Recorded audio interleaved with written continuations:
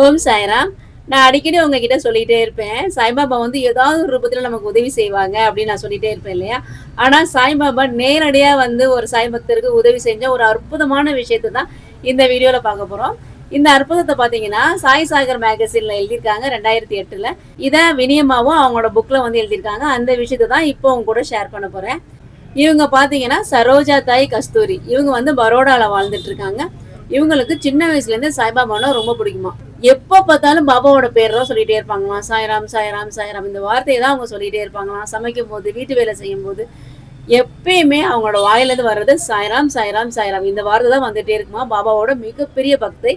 இவங்களுக்கு வந்து திருமணமாகி 6 வருடங்களாயும் குழந்தை பாக்கியம் இல்ல. இவங்களுக்கும் இவங்க கணவருக்கும் ரொம்ப ரொம்ப மனசு கஷ்டம்.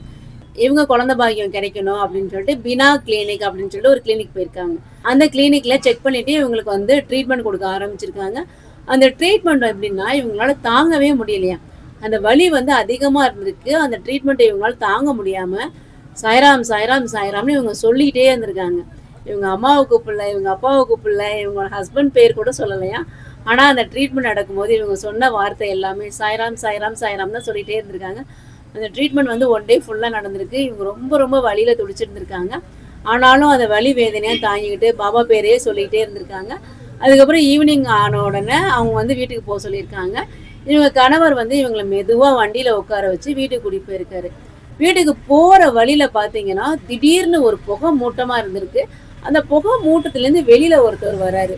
வெளியில் ஒருத்தவர் வந்து இவங்களுக்கு முன்னாடி அந்த வண்டிக்கு முன்னாடி இப்படி நிற்கிறாரு. இப்போ இவங்க கணவர் சொல்கிறாங்களாம், மகராஜ் நாங்கள் வீட்டுக்கு உடனே போகணும். இப்படி வந்து நிற்கிறீங்களே, என் ஒய்ஃப் வந்து ரொம்ப உடம்பு சரியில்லாமல் இருக்காங்க. நாங்கள் வீட்டுக்கு போகணும், வழி விடுங்க அப்படின்னு சொல்லி அவர் சொல்லியிருக்காரு. அப்போ அவர் சொல்லியிருக்காரு, நீ தான் என்னை கூப்பிட்டுட்டே இருந்தியே, அதனால தான் நான் வந்தேன் அப்படின்னு சொல்லி அவர் சொல்லியிருக்காரு. நான் உங்களை கூப்பிடவே இல்லையே அப்படின்னு சொல்லி அவர் சொல்லியிருக்காரு. இல்லை, இன்னைக்கு ஃபுல்லாகவே அவரோட மனைவி வந்து என்னைய தான் கூப்பிட்டுட்டே இருந்தா அப்படின்னு சொன்னோடனே அவங்க மனைவி வந்து ரொம்ப மயக்கத்தில் இருந்திருக்காங்க. அந்த ஃபுல் டே ட்ரீட்மெண்ட் பார்த்தாங்க இல்லையா, அந்த வலி அவங்க தாங்க முடியல. ஆனால் அவங்க மயக்கத்திலே இருந்திருக்காங்க. அவங்களுக்கு வந்தது யாரு எதுவுமே அவங்களுக்கு புரியல. அப்போ அவங்க சொல்லியிருக்காங்க, நான் வந்து ஷிரடி சாய்பாபாவை தான் கூப்பிட்டேன், உங்களை கூப்பிடலையே அப்படின்னு அவங்க சொல்லியிருக்காங்க. நானும் ஷிரடியிலேருந்து தான் வர்றேன் அப்படின்னு சொல்லி அவர் சொல்லியிருக்காரு. சொல்லிட்டு அவர் சொல்லியிருக்காரு, ஒரு 2 ரூபா கொடு அப்படின்னு சொல்லி கேட்ட உடனே இவங்க ஹஸ்பண்ட் வந்து பேக்கெட்டில் செக் பண்ணி பார்த்துருக்காங்க. 1 ரூபா மட்டும் இருந்திருக்கு. 1 ரூபாய் எடுத்து அவங்க கிட்ட கொடுத்த உடனே அவர் சொல்லியிருக்காரு, ஏ பையா நான் உன்ட்ட 2 ரூபாய் கேட்டேன், நீ 1 ரூபா தான் கொடுக்குற அப்படின்னு சொல்லியிருக்காங்க. என்கிட்ட 1 ரூபா தானே இருக்கு, நான் அடுத்த தடவை உங்களை பார்க்கும்போது நான் 2 ரூபாய் தந்துடுறேன் அப்படின்னு சொல்லியிருக்காங்க.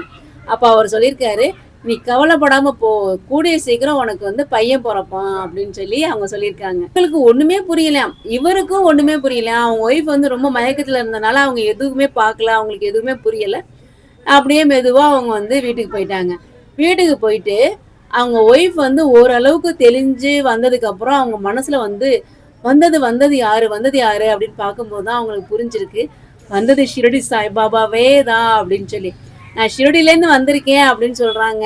இன்னைக்கு ஃபுல்லா உன் ஒய்ஃப் வந்து என்னோட பேர் தான் சொல்லிட்டு இருந்தேன் அப்படின்றாங்க.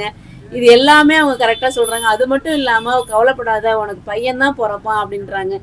இது எல்லாமே கரெக்டா சொல்றாங்களே, ஷிரடி சாய்பாபாவே நம்மளை தேடி வந்திருக்காரு, நம்மளால அதை உணர முடியலையே அப்படின்னு சொல்லி அவ்வளோ வருத்தப்பட்டிருக்காங்க அவங்க. பாபாவோட போட்டோவுக்கு முன்னாடி போய் கண்ணீர் விட்டு அழுதுருக்காங்க. பாபா என்னை மன்னிச்சிருங்க, நான் வந்து நீங்க வந்திருக்கீங்க, நேரடியா வந்திருக்கீங்க, என்னால உங்களை அடையாளம் கண்டுக்க முடியல, என்னால உங்களை பார்க்க முடியல, என்னால உங்கள்கிட்ட பேச முடியல, நான் இப்படி இருந்திருக்கேன், உங்க பாதம் தான் எங்களுக்கு சரணாகதி, நாங்கள் உங்களை நம்பியே இருக்கிறோம், எங்களை மன்னிச்சிருங்க பாபான்னு கதறி கதறி அழுதுருக்காங்க.